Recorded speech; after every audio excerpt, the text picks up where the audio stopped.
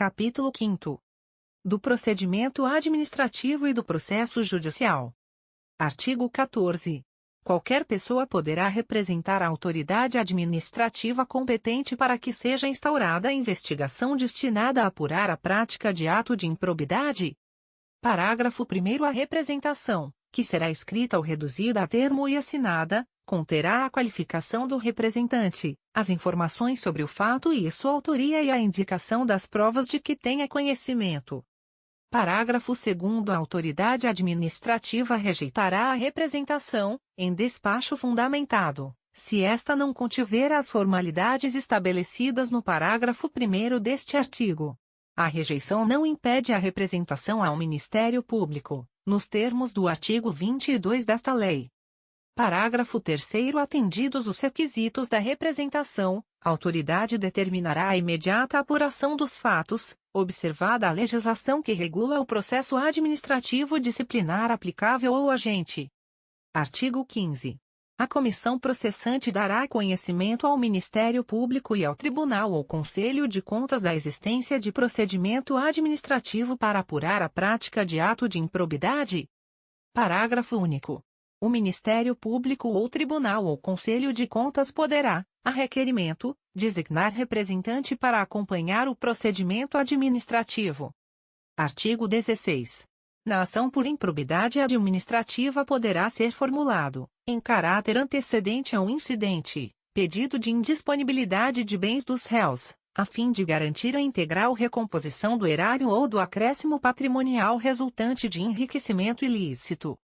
Parágrafo 1º. Revogado. Parágrafo 1º. Ao pedido de indisponibilidade de bens a que se refere o caput deste artigo poderá ser formulado independentemente da representação de que trata o artigo 7º desta lei. Parágrafo 2º. Quando for o caso, o pedido de indisponibilidade de bens a que se refere o caput deste artigo incluirá a investigação, o exame e o bloqueio de bens, contas bancárias e aplicações financeiras mantidas pelo indiciado no exterior, nos termos da lei e dos tratados internacionais. Parágrafo 3º. O pedido de indisponibilidade de bens a que se refere o caput deste artigo apenas será deferido mediante a demonstração no caso concreto de perigo de dano irreparável ou de risco ao resultado útil do processo, desde que o juiz se convença da probabilidade da ocorrência dos atos descritos na petição inicial com fundamento nos respectivos elementos de instrução, após a oitiva do réu em 5 dias. Parágrafo 4º. A indisponibilidade de bens poderá ser decretada sem a oitiva prévia do réu, sempre que o contraditório prévio puder comprovadamente frustrar a efetividade da medida ou houver outras circunstâncias que recomendem a proteção liminar, não podendo a urgência ser presumida. Parágrafo 5º. Se houver mais de um réu na ação, a somatória dos valores declarados indisponíveis não poderá superar o montante indicado na petição inicial como dano ao erário ou como enriquecimento ilícito. Parágrafo 6º. O valor da indisponibilidade considerará a estimativa de dano indicada na petição inicial, permitida a sua substituição por caução idônea, por fiança bancária ou por seguro-garantia judicial, a requerimento do réu, bem como a sua readequação durante a instrução do processo.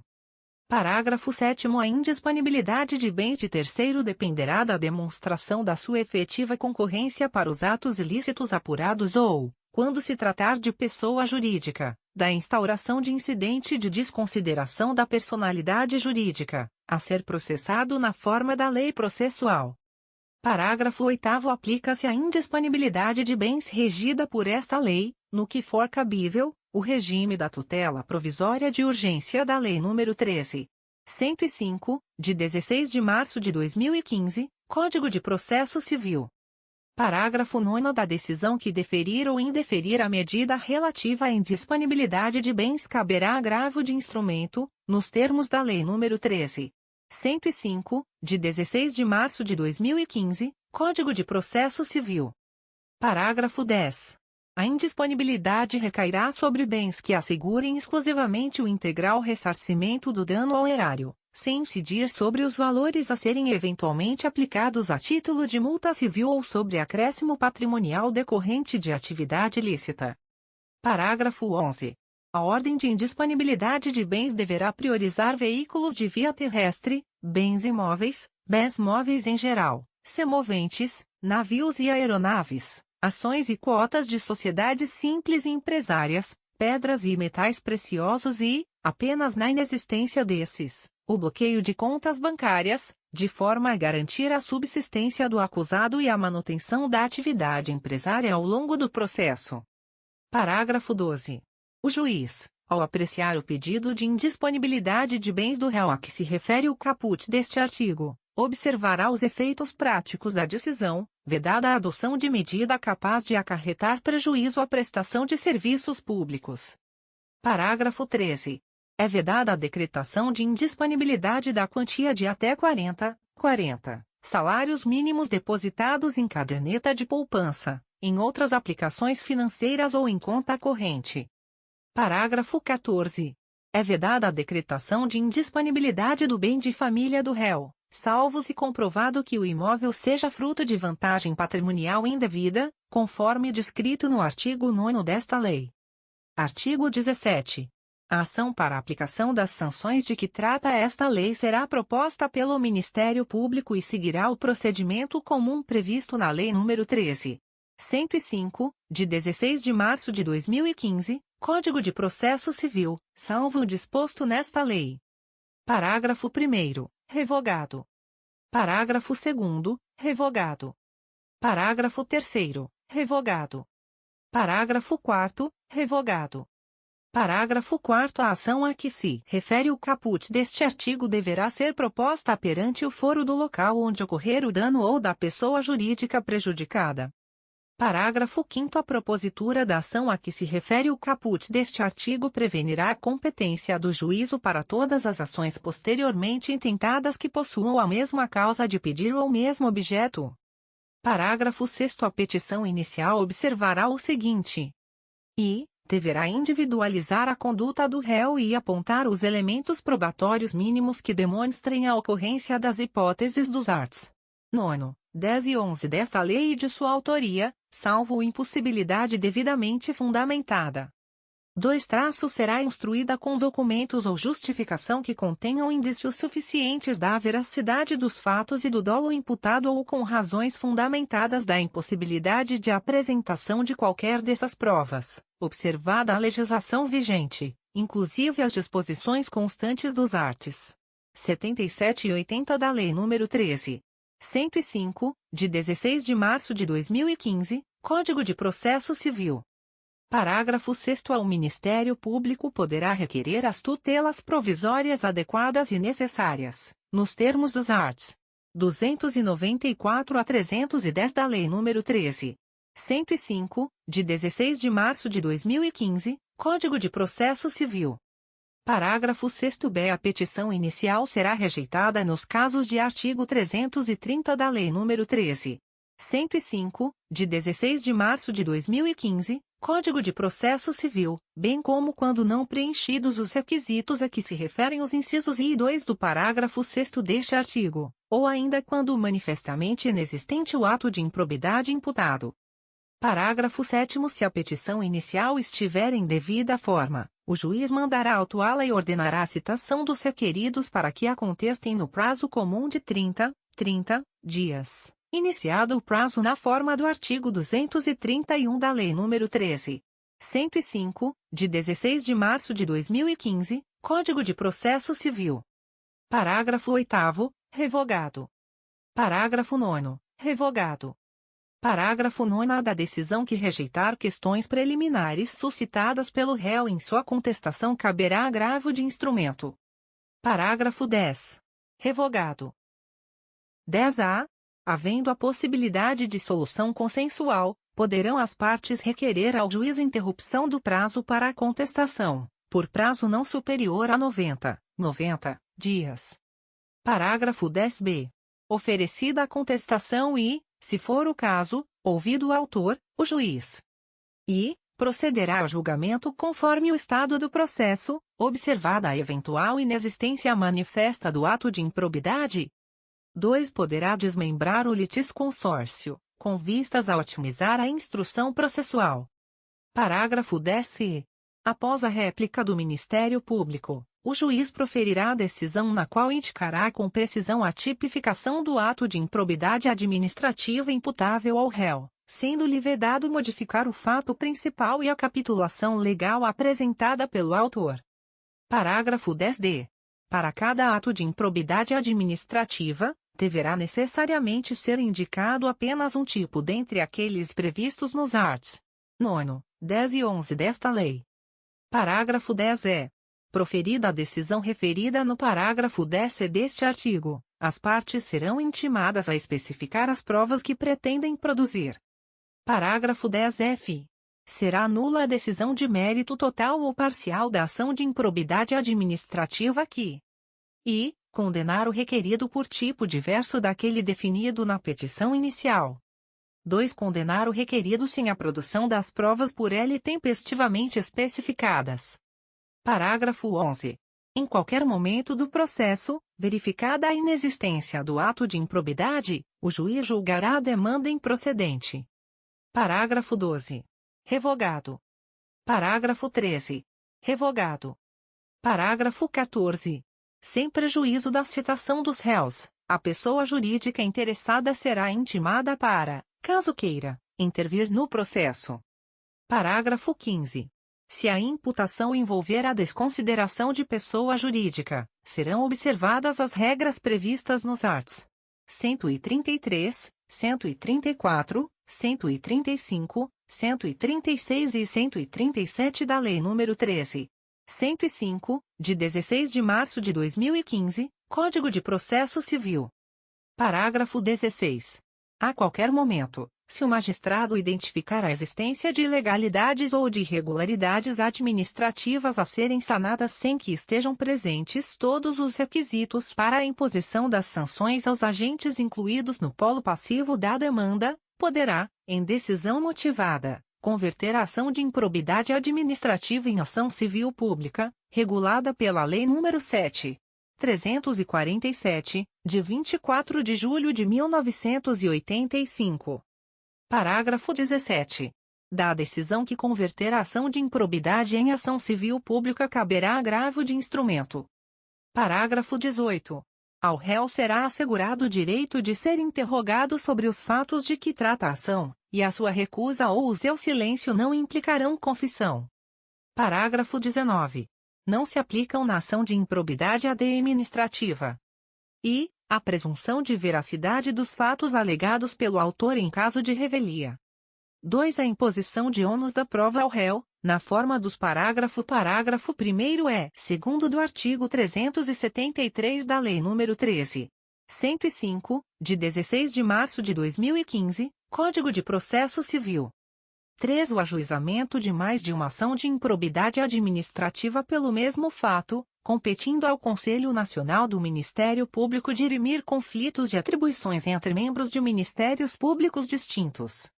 4. O reexame obrigatório da sentença de improcedência ou de extinção sem resolução de mérito. Parágrafo 20.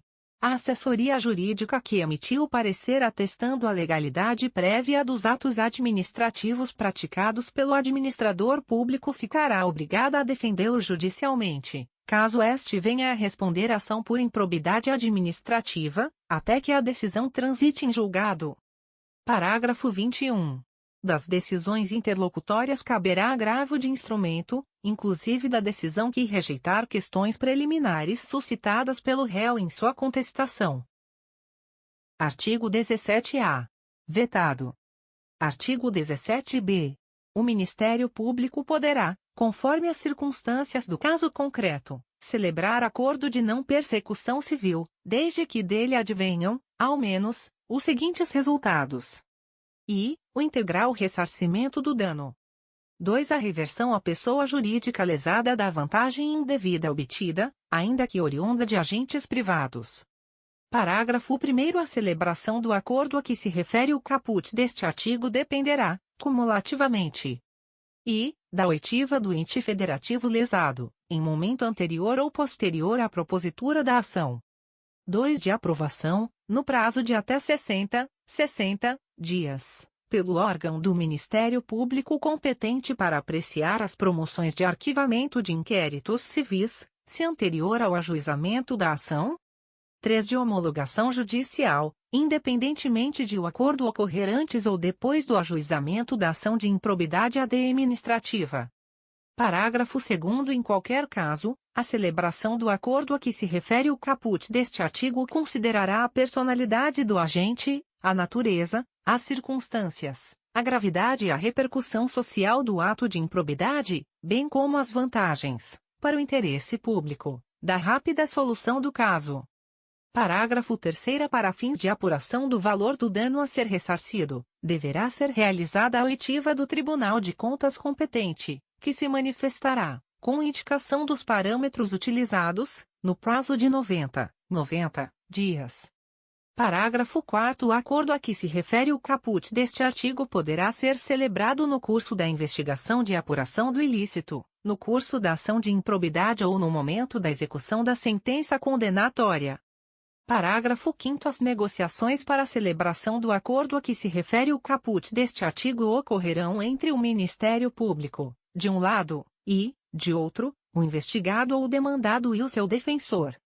Parágrafo 6º. O acordo a que se refere o caput deste artigo poderá contemplar a adoção de mecanismos e procedimentos internos de integridade, de auditoria e de incentivo à denúncia de irregularidades e a aplicação efetiva de códigos de ética e de conduta no âmbito da pessoa jurídica, se for o caso, bem como de outras medidas em favor do interesse público e de boas práticas administrativas. Parágrafo 7º. Em caso de descumprimento do acordo a que se refere o caput deste artigo, o investigado ou o demandado ficará impedido de celebrar novo acordo pelo prazo de 5 anos, contado do conhecimento pelo Ministério Público do efetivo descumprimento. Artigo 17-C. A sentença proferida nos processos a que se refere esta lei deverá, além de observar o disposto no artigo 489 da Lei nº 13.105, de 16 de março de 2015, Código de Processo Civil, e indicar de modo preciso os fundamentos que demonstram os elementos a que se referem os arts. 9, 10 e 11 desta lei, que não podem ser presumidos. 2. Considerar as consequências práticas da decisão, sempre que decidir com base em valores jurídicos abstratos. 3. Considerar os obstáculos e as dificuldades reais do gestor e as exigências das políticas públicas a seu cargo, sem prejuízo dos direitos dos administrados e das circunstâncias práticas que houverem imposto, limitado ou condicionado a ação do agente. 4. Considerar, para a aplicação das sanções, de forma isolada ou cumulativa. A. Os princípios da proporcionalidade e da razoabilidade. B. A natureza, a gravidade e o impacto da infração cometida.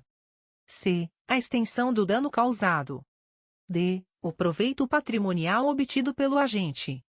E. As circunstâncias agravantes ou atenuantes.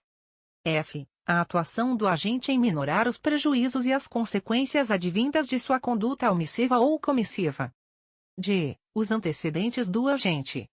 V. Considerar na aplicação das sanções a dosimetria das sanções relativas ao mesmo fato já aplicadas ao agente. V. Considerar, na fixação das penas relativamente ao terceiro, quando for o caso, a sua atuação específica, não admitida a sua responsabilização por ações ou omissões para as quais não tiver concorrido ou das quais não tiver obtido vantagens patrimoniais indevidas. 7. Indicar, na apuração da ofensa a princípios, critérios objetivos que justifiquem a imposição da sanção. Parágrafo 1º. A ilegalidade sem a presença de dolo que a qualifique não configura ato de improbidade. Parágrafo 2º. Na hipótese de litisconsórcio passivo, a condenação ocorrerá no limite da participação e dos benefícios diretos, vedada qualquer solidariedade. Parágrafo 3º. Não haverá remessa necessária nas sentenças de que trata esta lei. Artigo 17-D. A ação por improbidade administrativa e repressiva, de caráter sancionatório, destinada à aplicação de sanções de caráter pessoal previstas nesta lei, e não constitui ação civil, vedado seu ajuizamento para o controle de legalidade de políticas públicas e para a proteção do patrimônio público e social, do meio ambiente e de outros interesses difusos, coletivos e individuais homogêneos. Parágrafo único. Ressalvado o disposto nesta lei, o controle de legalidade de políticas públicas e a responsabilidade de agentes públicos, inclusive políticos, entes públicos e governamentais, por danos ao meio ambiente, ao consumidor, a bens e direitos de valor artístico, estético, histórico, turístico e paisagístico, a qualquer outro interesse difuso ou coletivo, à ordem econômica, à ordem urbanística, à honra e à dignidade de grupos raciais, étnicos ou religiosos e ao patrimônio público e social submetem-se aos termos da Lei nº 7.347, de 24 de julho de 1985. Artigo 18. A sentença que julgar procedente a ação fundada nos arts. 9 e 10 desta lei condenará ao ressarcimento dos danos e à perda ou à reversão dos bens e valores ilicitamente adquiridos, conforme o caso, em favor da pessoa jurídica prejudicada pelo ilícito. Parágrafo 1º. Se houver necessidade de liquidação do dano, a pessoa jurídica prejudicada procederá a essa determinação e ao ulterior procedimento para cumprimento da sentença referente ao ressarcimento do patrimônio público ou à perda ou à reversão dos bens. Parágrafo 2º. Caso a pessoa jurídica prejudicada não adote as providências a que se refere o parágrafo 1º deste artigo no prazo de 6 meses, contado do trânsito em julgado da sentença de procedência da ação, caberá ao Ministério Público proceder à respectiva liquidação do dano e ao cumprimento da sentença referente ao ressarcimento do patrimônio público ou à perda ou à reversão dos bens, sem prejuízo de eventual responsabilização pela omissão verificada. Parágrafo 3º. Para fins de apuração do valor do ressarcimento, deverão ser descontados os serviços efetivamente prestados. Parágrafo 4º. O juiz poderá autorizar o parcelamento, em até 48 parcelas mensais corrigidas monetariamente, do débito resultante de condenação pela prática de improbidade administrativa se o réu demonstrar incapacidade financeira de saldá-lo de imediato. Artigo 18-A. A requerimento do réu, na fase de cumprimento da sentença, o juiz unificará eventuais sanções aplicadas com outras já impostas em outros processos, tendo em vista a eventual continuidade de ilícito ou a prática de diversas ilicitudes, observado o seguinte. E, no caso de continuidade de ilícito, o juiz promoverá a maior sanção aplicada, aumentada de 1/3, ou a soma das penas, o que for mais benéfico ao réu. 2. No caso de prática de novos atos ilícitos pelo mesmo sujeito, o juiz somará as sanções. Parágrafo único. As sanções de suspensão de direitos políticos e de proibição de contratar ou de receber incentivos fiscais ou creditícios do poder público observarão o limite máximo de 20 anos.